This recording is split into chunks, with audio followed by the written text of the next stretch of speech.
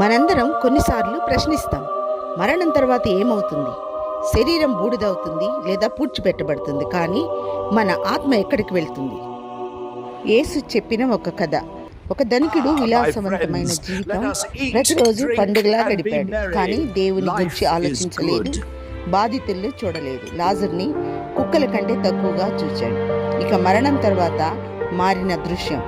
లాజర్ను దేవదూతలు తీసుకెళ్లి అబ్రహాము ఒడిలో ఉంచారు.